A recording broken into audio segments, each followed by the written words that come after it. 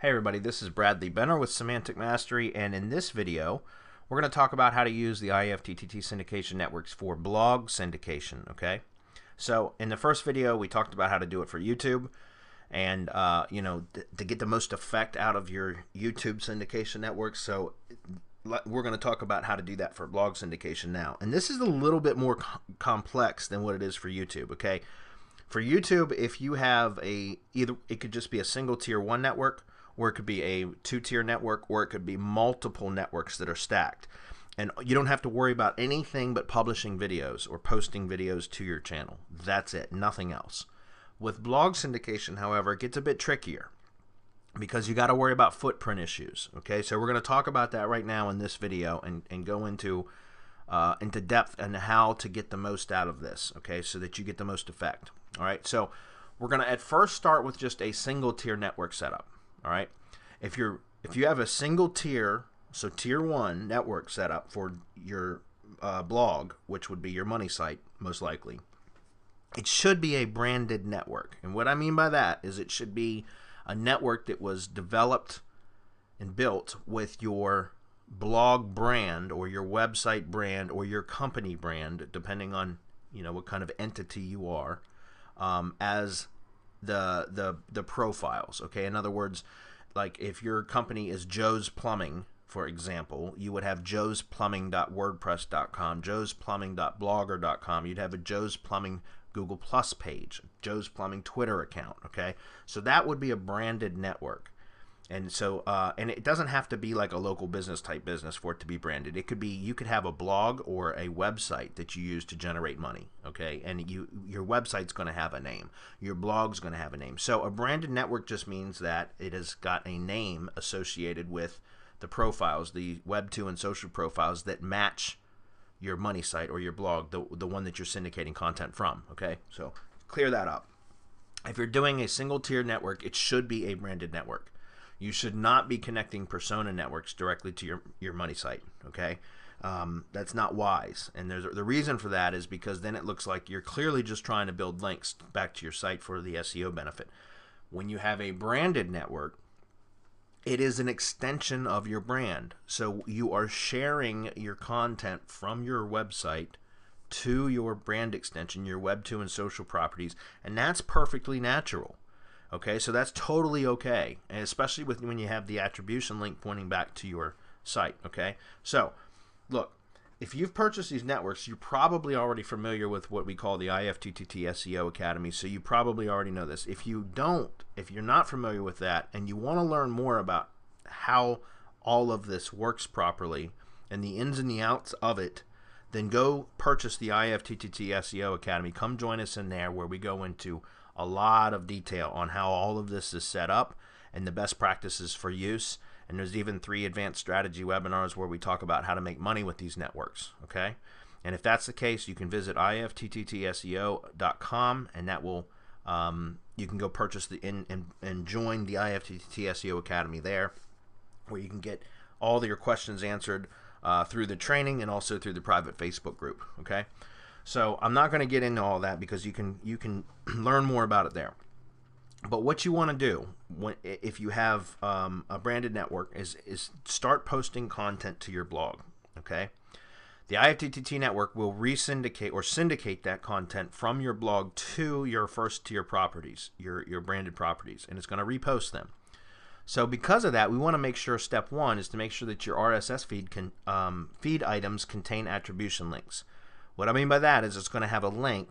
You want to make sure that the posts that you're publishing, when they get picked up by your RSS feed and then republished to the network properties, they should contain a link that says this post was first published here, or whatever. It's an attribution link that's citing the original source. Otherwise, you could have duplicate content issues, right? As long as you're citing the source, you're fine. It's not an issue. And so that's why we put step 1 is making sure that you have an attribution link. So again, we cover this in the IFTTT SEO Academy, but you can accomplish having the RSS attribution link with the Yoast SEO plugin, okay, which is WordPress SEO by Yoast. That plugin will give you an RSS attribution link. You have to set that up in the RSS settings, right? That's part of the plugin. And again, I'm not going to teach you how to do that here. We have an entire course on that.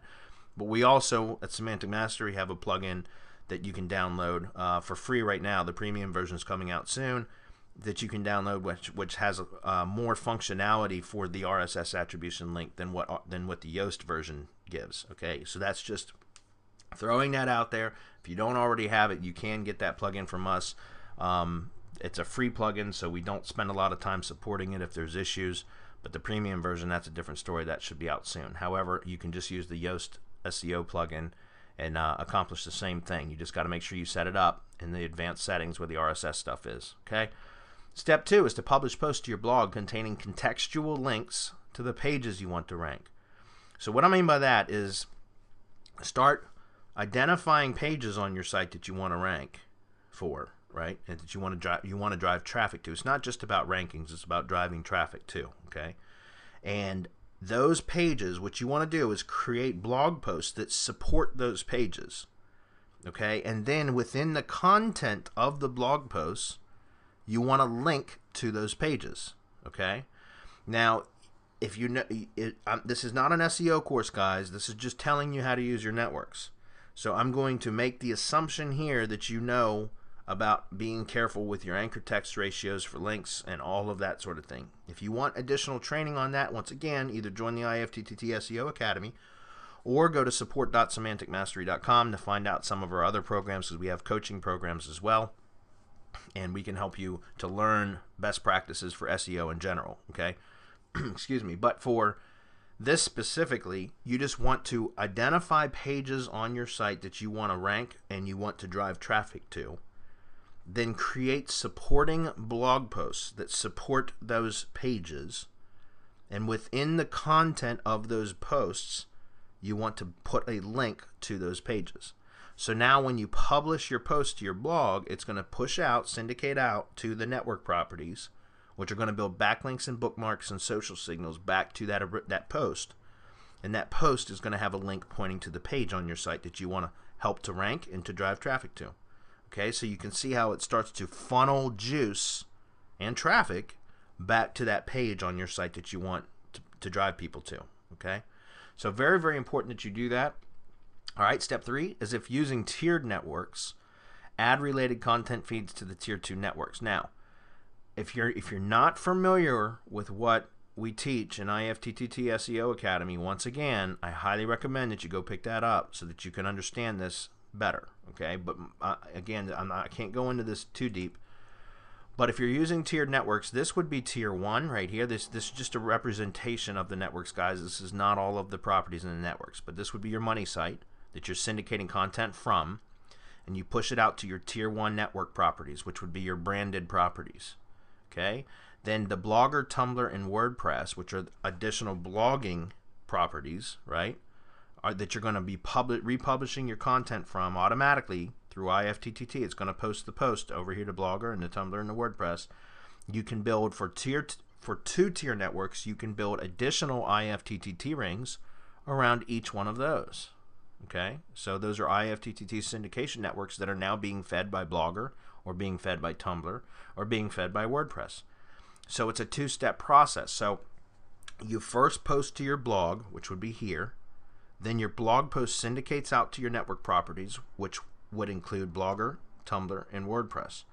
Then Blogger, once that post publishes, which is done automatically through IFTTT, when Blogger publishes, then it's going to syndicate through a secondary network to another network of sites.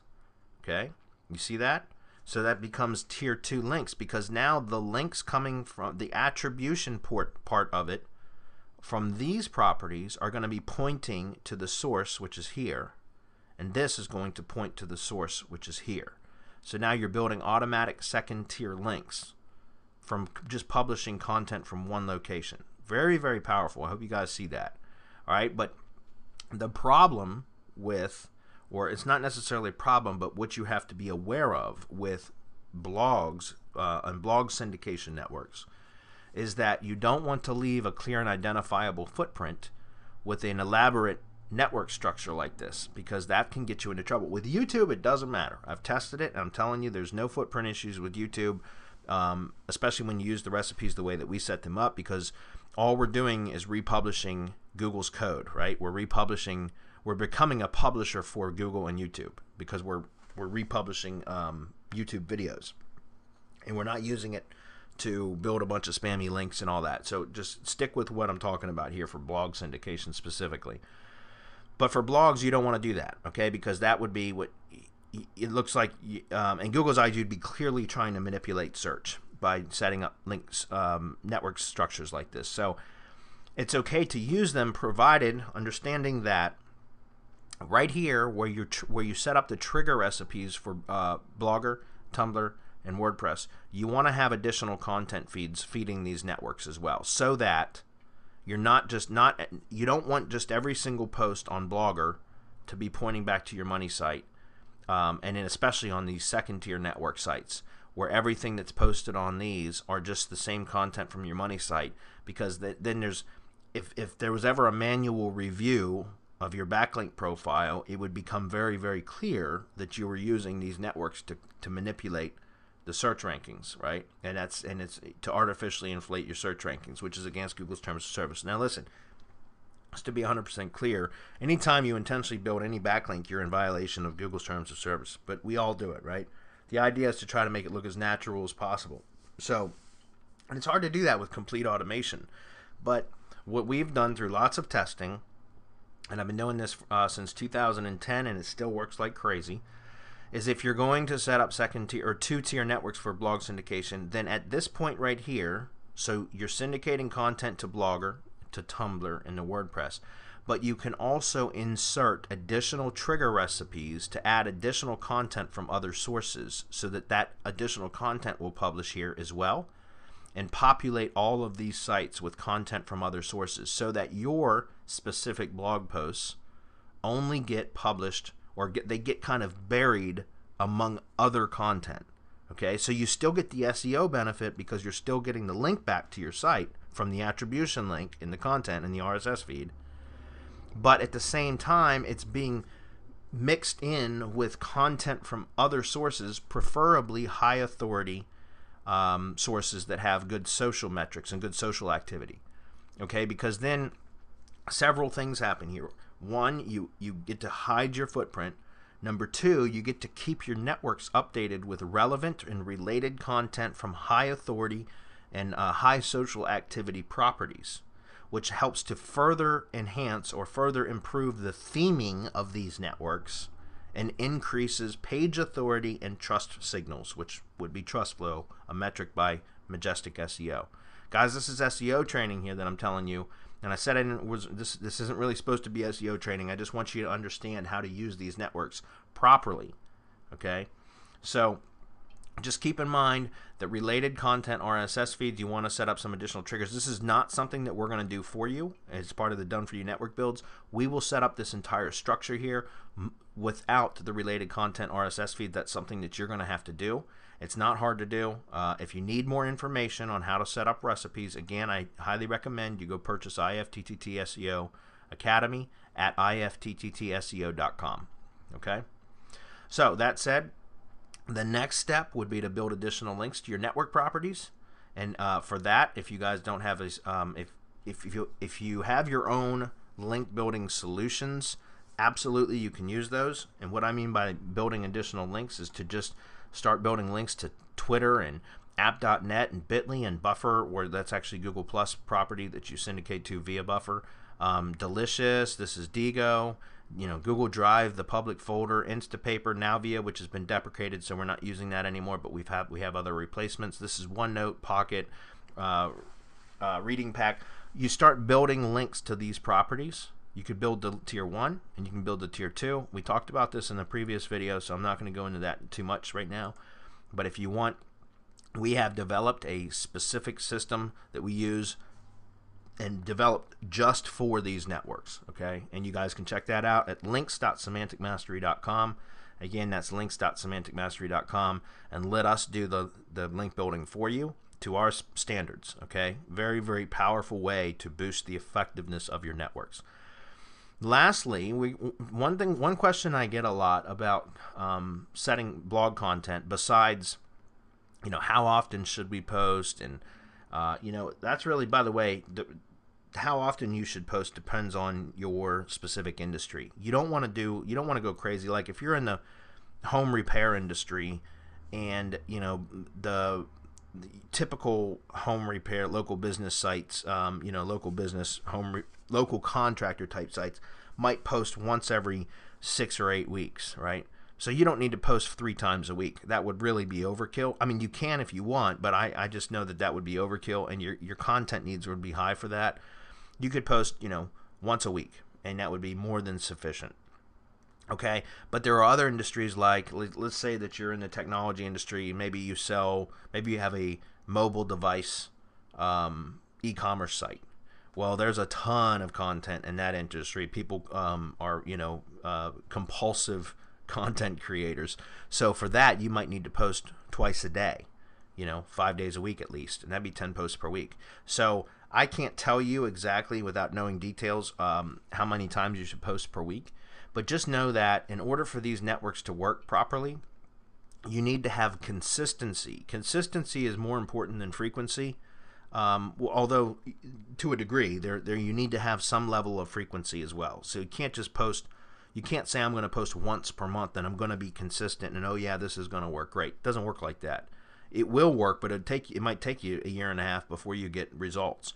You're better off posting, like, I would say a minimum of once every 2 weeks for a local business where that's appropriate. But for most businesses, I would say at least once per week. And if you do 2 posts per week, you're going to see faster results. But stay consistent. That's what I meant by consistency is key here, guys. Stay consistent. Set up a posting schedule and stick to it. And I don't recommend that you do this yourself. I recommend that you hire virtual assistants to do this, that you outsource the blog posting, okay? Because remember, the networks that we're providing you guys will absolutely automate your backlinks and your social signals. And if you're doing YouTube syndication, it'll automate your embeds too. But for blog syndication specifically, it will automate your backlinks and your social signals. So it's a matter of just all you need to do to make this work is just publish content, okay, and do it consistently. All right. So again, I recommend it for at the bare minimum, where it's appropriate, you just post at least once every 2 weeks. But that would be for like local businesses that don't, you know, generally have a lot of content production. Typically don't have a lot, okay? But for most businesses, I recommend at least once per week that you publish at least 1 post per week. And if you want to get quicker results or you're in a competitive industry, then you should publish at least twice per week. All right? Now, how to create content?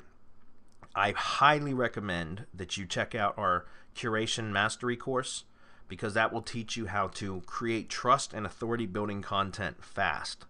And I mean fast. And in fact, you can do this yourself, or you can learn how to curate and teach a VA, train a VA, a virtual assistant, to do curating for you. And they can curate very, very quickly. And you can actually sell that as an additional service, a content marketing service. Okay, for SEO purposes, it's great, but you can also sell curation, article curating or blog curating as a service, a content marketing service, and you can make really good money doing it. Okay, and we have an entire course developed specifically for how to curate properly and how to do it quickly to build trust and authority back to your blog, and make it will cut down on your content creation costs. It'll cut down on the time it takes to produce good content, and it will actually perform better and help you to create trust, higher trust signals, and build your authority back to your blog much faster if you use curated content properly. All right, and so we have a course called Curation Mastery. You can find out more information at curation.semanticmastery.com. Again, that's curation.semanticmastery.com. Last thing is repeat, guys. Okay, so remember I talked about just continuing at the frequency and consistency. That's the most important thing. All right. So just as a recap, step 1, make sure that you publish your RSS, that your RSS feed contains attribution links, so that every time you post a blog post to your blog, it's going to syndicate out with a link pointing back to the original source, which would be your blog. You need that for SEO, and you want that for traffic. Okay. Number 2, publish posts to your blog containing contextual links to the pages you want to rank and that you want to drive traffic to. Okay.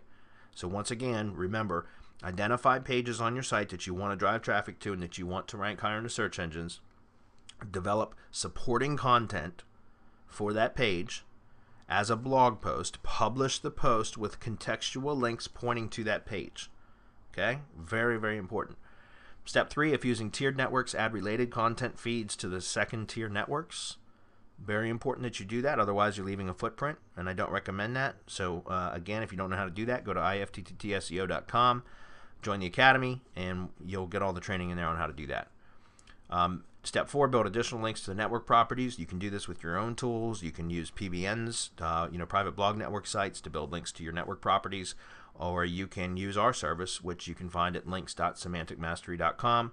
And step 5 is to repeat. And again, if you have any issues with creating content on a regular schedule, then check out our Curation Mastery course at curation.semanticmastery.com. Once again, this is Bradley Benner with Semantic Mastery, and we certainly hope that you enjoyed this brief training on how to use the syndication networks for maximum effect. If you have any questions, please reach out to us at support.semanticmastery.com, and hopefully we'll see you inside one of our training programs where you're going to learn how to take your business to an entire another level. See you on the next video.